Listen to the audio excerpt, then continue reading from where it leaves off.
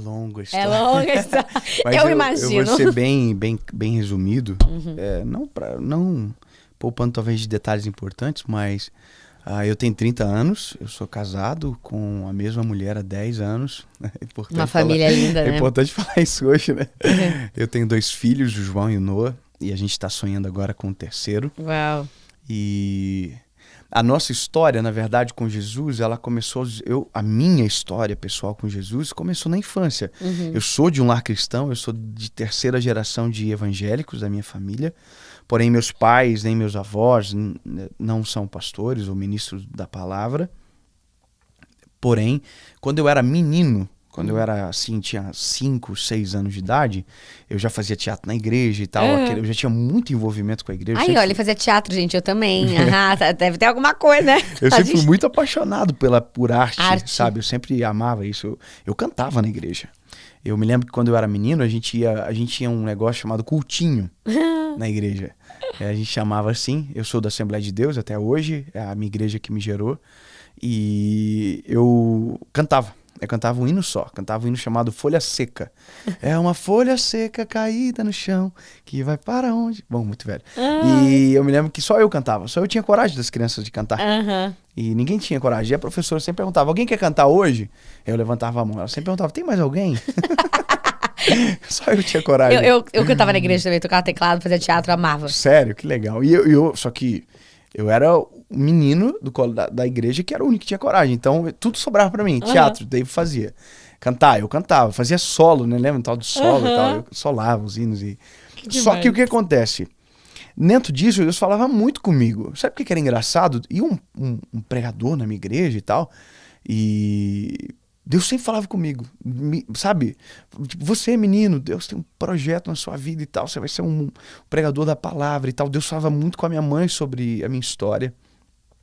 E eu, naquilo tudo, eu era uma criança, então eu não tinha compreensão disso tudo, né?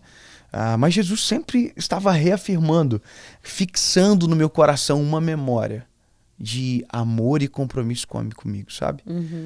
Porém, a gente teve várias histórias na nossa família. Meu pai teve uma falência, meu pai fugiu de casa. Nós ficamos durante, eu acho, alguns meses. Eu não vou falar o número porque eu posso ser mentiroso, eu não quero. Mas a gente pensando que meu pai estava morto, meu pai tinha sido assassinado. Meu Deus. A gente recebia ligações na nossa casa dizendo que meu pai estava amarrado em tal lugar. A gente ia, meu pai não estava. A gente recebia ligações dizendo que meu pai tinha sido encontrado boiando no mar. A gente ia e meu pai não estava. E meu pai faliu uma empresa e a gente ficou órfão nisso, né? E a minha mãe ia pra igreja e sofria muito com a maldade das pessoas. As pessoas falavam pra minha mãe se ela era divorciada. E na época não tinha esse negócio de identificador de chamada. Então a gente recebia trote de pessoas muito más, Que assim. horror! E Antigamente era comum um trote, né? Hoje não ligam muito. Porque hoje tem identificador de chamada, né? É verdade. E se não se identificar, você não atende. Eu, pelo menos, não atendo. E aí, o que acontece? No meio desse período tudo, a nossa família desequilibrou. Sabe? A gente perdeu muito. A minha mãe permaneceu servindo a Jesus, mas com o coração muito ferido com meu pai. Meu pai apareceu. Como que ele apareceu? Meu pai ligou pra casa do meu avô pra ouvir a voz da minha mãe, porque tava com saudade. E meu avô tinha colocado a chamada, a Bina, né? Que era o identificador de chamada. E aí meu avô viu o número do Paraná e falou assim, que número estranho. Ligou 2 vezes, 3 vezes e ficava quieto. Aí quando a minha mãe chegou, nós estávamos vindo de um culto, meu avô falou, teve um número que ligou 3 vezes pra cá. Aí minha mãe ligou, quando ligou meu pai disse alô, minha mãe começou a chorar. E aí a gente descobriu que era o meu pai. E a gente descobriu porque meu pai havia fugido, porque na verdade meu pai vendeu um negócio vendia bolinha de chocolate, meu pai que inventou aquela bolinha de chocolate que tinha brinde em cima. E foi um sucesso na época e meu pai vendia pra esse cara e esse cara comprava do meu pai com cheque e de repente deu um monte de cheque, voltou tudo e esse cara tentou até assassinar meu pai, por isso meu pai fugiu. Porque daí ele tinha uma dívida pro meu pai e queria pagar a dívida, né, acabando com meu pai. Tô sendo bem resumido aqui, né? Essa história é muito longa. Eu imagino. Nisso, minha mãe ligou pro meu pai, então, e nós fomos encontrar o meu pai em Foz do Iguaçu. Caramba. Vivendo uma vida miserável e tal. E aí eu me lembro do dia que eu cheguei lá. E tinha um frigobar cheio de uva. Meu pai comprou pra agradar a gente foi almoçar. E aí a gente voltou para Joinville. Meu pai voltou. Mas a gente não era mais os mesmos, sabe? Nossa família estava destruída. Meu pai e minha mãe brigavam muito e tal. E a minha mãe, nisso, teve um encontro com Jesus ainda mais profundo e orou por meu pai. E eu vou resumir. E durante 8 anos. E aí Jesus salvou meu pai. Uau, amém. Glória a Deus. Nós perdemos a nossa casa. Nós não passamos fome, mas a gente teve muita dificuldade na nossa família. Eu tinha muitas palavras negativas do meu pai sobre a minha história. Eu vou cortar essa parte. E eu me afastei de Jesus com 16 anos. E dos 16 aos 19 eu vivi longe do Senhor, né? Isso cobra um alto preço para quem tem uma promessa no Senhor, né? Com certeza. E eu comecei a namorar com a minha esposa, com a Paulinha. Nós vivíamos um relacionamento terrível. Eu entrei na faculdade, eu sempre fui um bom aluno, nunca fui um mau aluno. E eu fui garoto calouro, ganhei garoto calouro da universidade. Eu comecei a fazer propaganda de televisão, de rádio. E aí meu coração se desconectou completamente de Jesus, completamente da minha família. E eu tinha trilhado uma pequena carreira de modelo, assim, que tava dando certo.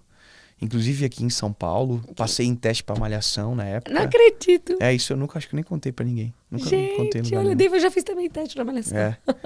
E engraçado isso, né? É, muito. Porque é engraçado eu me imaginar vivendo isso. Imagina, E, bom, foi assim. E aí, quando tudo estava perdido, no sentido de, pra mim estava tudo bem, mas na verdade estava tudo perdido. Eu tinha 19 anos e dia 23 de abril de 2009, Uau.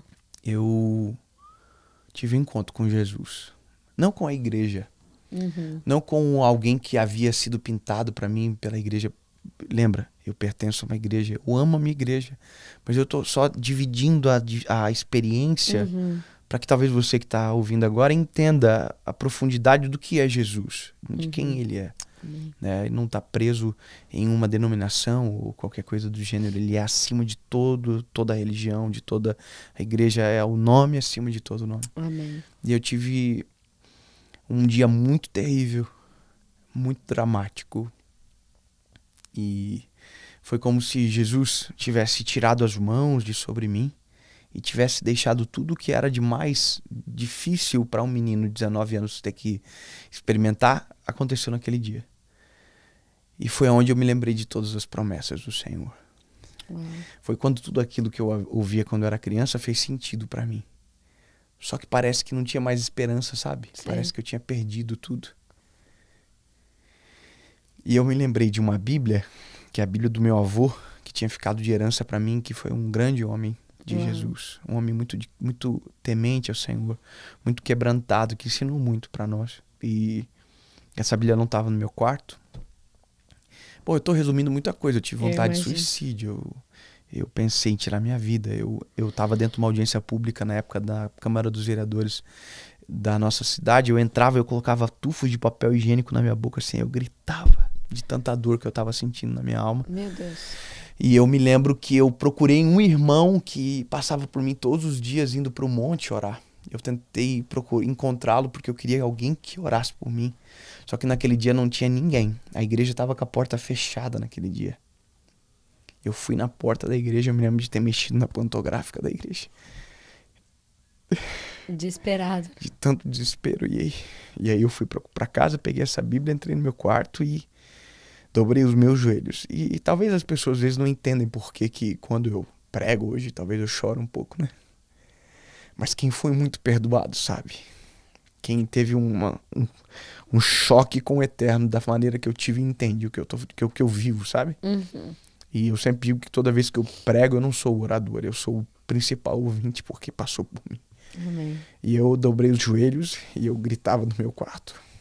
E eu dizia: Jesus, se tem uma esperança, Senhor. Se tudo aquilo que o Senhor prometeu para mim pode acontecer, eu preciso ouvir a tua voz. Não tem sentido. E aí eu abri a Bíblia e abri em Salmo 116. Amo ao Senhor porque Ele ouviu a minha voz e a minha súplica, porque inclinou para mim os seus ouvidos. Porquanto invocá-lo enquanto viver, cordéis da morte me cercaram, angústias do inferno se apoderaram de mim. Então encontrei angústia e tristeza e disse: ó Senhor, livra a minha alma. E aí a palavra diz: o Senhor é bom, justo, Ele salva. E aí eu fechei a Bíblia. E eu disse, não pode. O Senhor me ouviu. E eu falei assim, o Senhor está aqui comigo mesmo. Se o Senhor me ouve, fala de novo. Eu estou desesperado. E aí eu fechei a Bíblia e abri. Isaías 60. Levanta-te e resplandece, porque já vem a tua luz e a glória do Senhor vai nascendo sobre ti. E naquele dia... Uau! Glória a Deus. Eu tinha um bloquinho de nota na minha faculdade, de aqueles notinha que você coloca. Eu escrevi assim, o dia que o Senhor Jesus mudou minha vida. E eu coloquei nos textos e eu fiz um propósito com o Senhor de 30 dias que eu acordaria às 3:30 da manhã para agradecer pelo que eu iria viver. Uau! E eu fiz isso. Eu orei 30 dias de madrugada.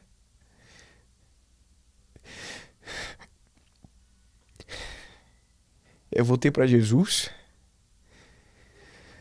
E eu conheci Jesus de uma maneira que eu nunca tinha conhecido. Eu me lembro que anos depois eu li um texto de Isaías que diz: porque há esperança para a árvore cortada ao cheiro das águas, crescerá e não cessarão os seus renovos. O Senhor Jesus me transformou. Mudou meu relacionamento com a minha esposa, que era minha namorada. Nós namoramos mais 2 anos e casamos. Mudou a minha forma de ver o mundo, mudou a minha forma de tratar a minha família, mudou a forma de viver eu comigo mesmo. Eu era um menino frustrado e eu me tornei um homem. E foi muito rápido. Isso com 19 anos. A minha primeira mensagem foi contando o meu testemunho de quando eu tive um encontro pessoal com Jesus.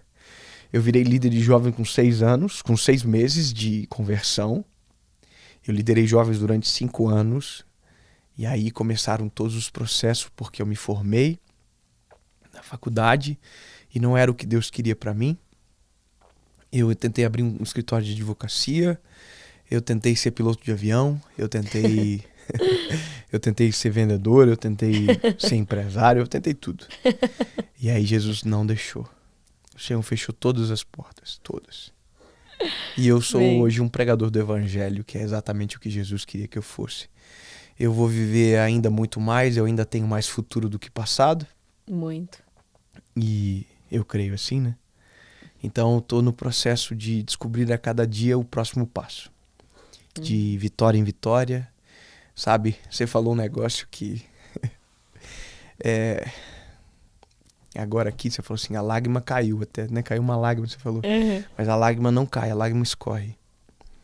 A lágrima não cai do olho, a lágrima escorre no olho. A lágrima sempre percorre um trajeto. É justamente para a gente sentir a profundidade do que a gente está vivendo. Então, todas as vezes que uma lágrima escorre, ela percorre um caminho até a hora que ela sai. E é justamente para que a gente desfrute de cada momento, sabe? Amém. Ela não cai, ela escorre. Então, com Jesus é assim, a gente está desfrutando de cada momento, sabendo que vai ter um novo passo a cada dia. Amém. E hoje eu tô aqui falando com você, lembrando disso, e eu sempre falo que as pessoas que mais precisam ouvir os nossos testemunhos, na verdade, é no singular, é a gente. Eu tô muito feliz de poder contar o meu testemunho para mim mesmo aqui de novo hoje. Que incrível. Porque todas as vezes que a gente lembra de onde Jesus nos tirou, a gente não esquece a essência que nos trouxe para esse lugar. Amém. Muito legal, né? Não esquece que a gente tem o conteúdo inteiro e tá maravilhoso. Então clica aqui para você assistir e se inscreve aqui no canal para acompanhar mais as novidades. Toda terça-feira às 19 horas. Beijo!